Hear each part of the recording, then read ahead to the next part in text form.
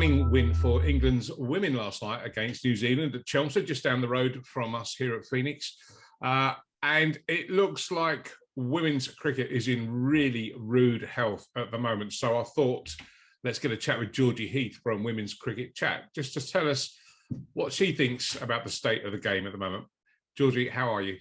Yeah, I'm pretty good. I probably feel just as good as England women after that pretty snazzy, easy, wrapped it up quite quickly before it got too cold last night win.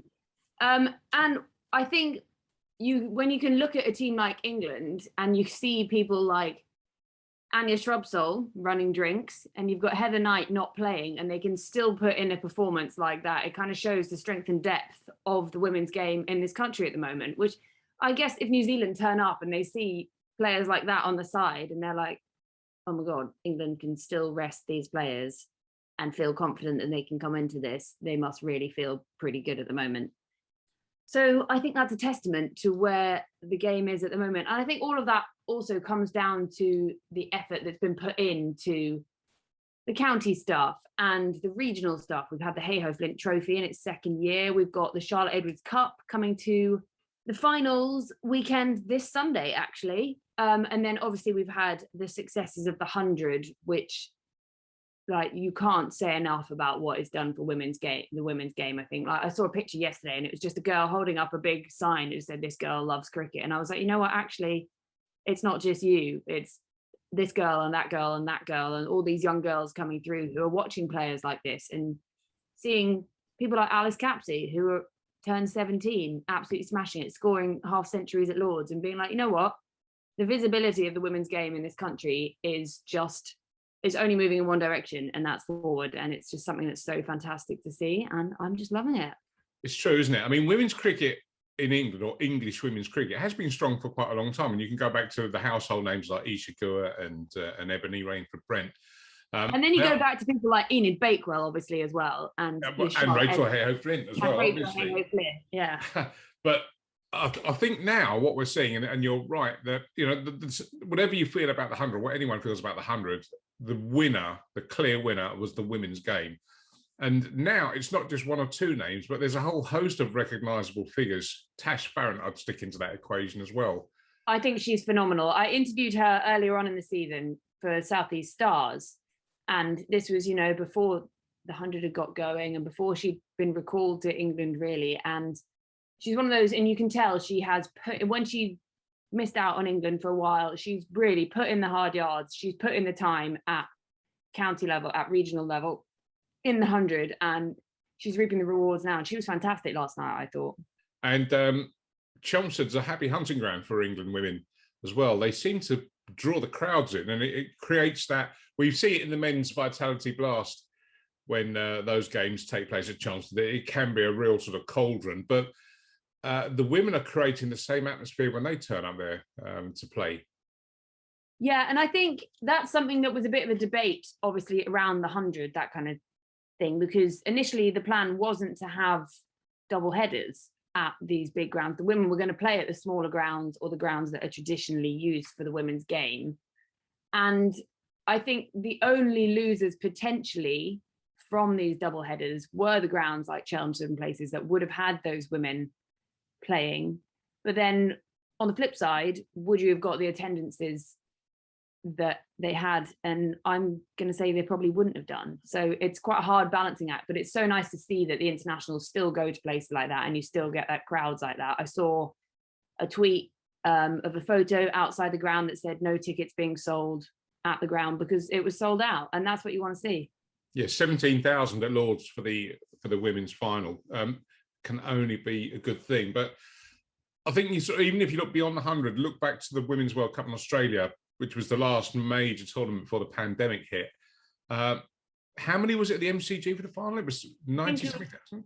80,000. I think it was, yeah, it was packed out. It was, honestly, it was astonishing. I remember watching it, and it was one of those things. I mean, yes, Australia did completely outplay India in that final. They were phenomenal, but they were favourites from the off, really. I mean, England were unlucky with that semi-final that I still find kind of still a touchy subject. That wasn't a rain day, but I think that's the kind of thing that really has been highlighted, and I don't think that's an error they're going to make again, especially at international tournaments like that.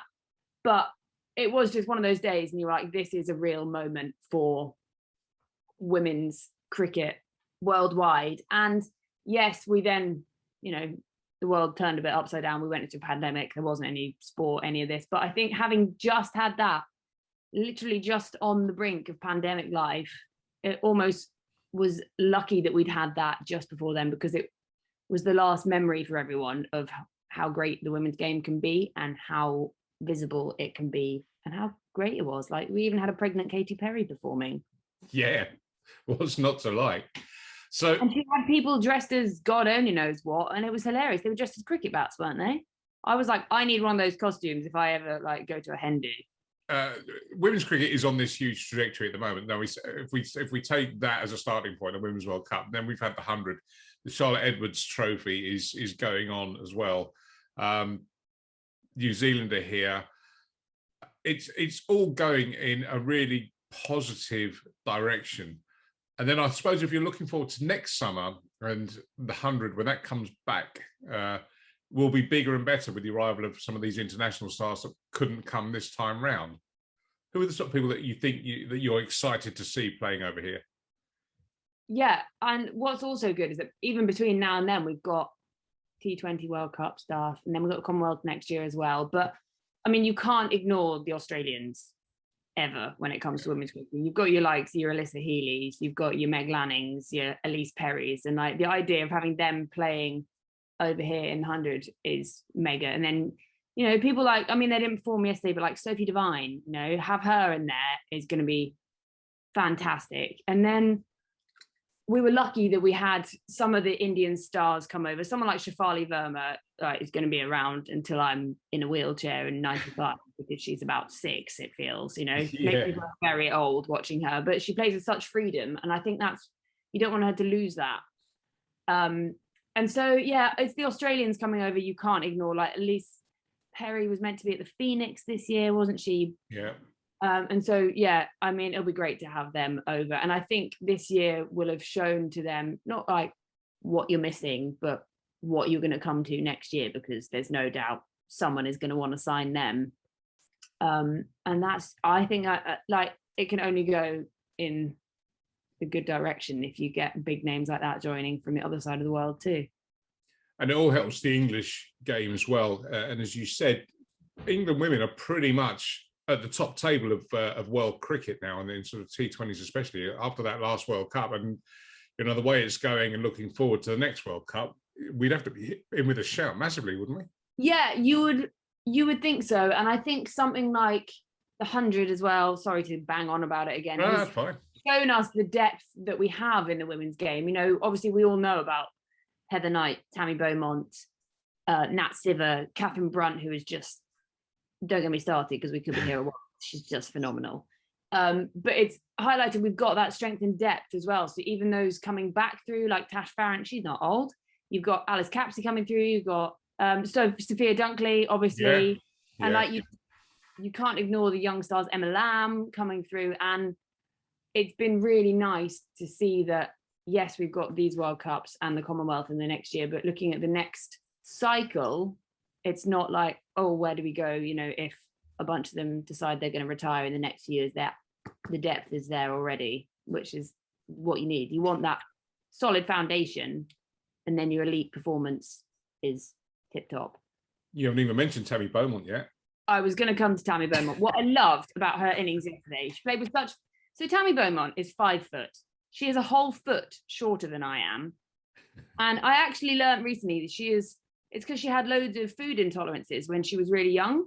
So it meant she didn't grow as much. Don't eat as much, don't grow as much, I guess.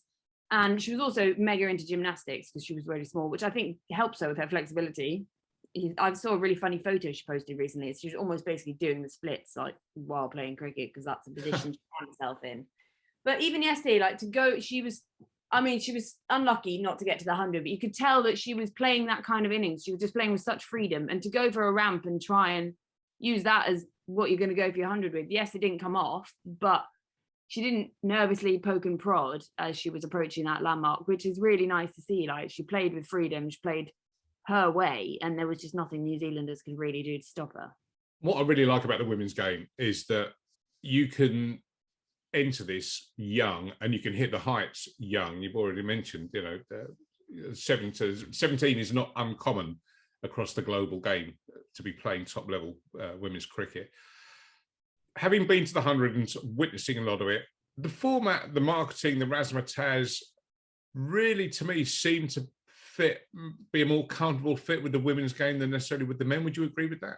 Yeah, I think obviously it's got its ups and downs, the 100, everything does. And you've got your old men complaining that it's destroying cricket. And I'm not going to lie, I am a test match fiend. Give me a test match, I could sit down for 5 days with no one else there around and it wouldn't bother me. But I think something like the 100 had so much more of a positive impact for the women's game because it's what it needed, but they couldn't have done it on its own. They couldn't have just put a women's 100, The 100 is just a women's tournament. It wouldn't have worked like that. So you had to have the men's side as well. And yes, it did bring other stars into there, but I think in terms of having a positive impact, it tenfold what it did for the men's as what it did for the women's, because it just gave them that visibility. Creating those franchises joined men's and women's. I mean, this year it's been quite difficult and they couldn't do as much together as perhaps they would have liked to. But going forward, that is something that can only be positive because you invest in your franchise, and that is men's, women's, anyone involved in it. If you're a London Spirit fan of the men's team, you tend to be a London Spirit fan of the women's team. That's your franchise, men or women, whatever, which I love. And actually, I went to one of the launch events beforehand, and Mark Chapman is really involved with the Manchester Originals, and he was saying that if they were permitted, they would have liked to try and match it up. Like a male player would partner up with a female player. You have your batting buddy or your bowling buddy or whatever, and they were going to try and partner it up that way. So they were always learning off each other, like the men learning off the women just as much as the women learn things off the men. That's how it works. People think in different ways. And I think it can only have a positive impact. Yeah, and I think that's something that's really nice. Like they can just learn it off each other, and it takes two to tango. So why not? Yeah, no, it's good. So women's cricket chat, tell me about that. Yeah, women's cricket chat. I mean, I was lucky enough to get involved in this. I went for the very solid DM slide quite early on in its inauguration when it just been started out by Alex and Hannah. It was very much one of those like mid-pandemic, mid-winter, like I'm going to get involved with this, why not?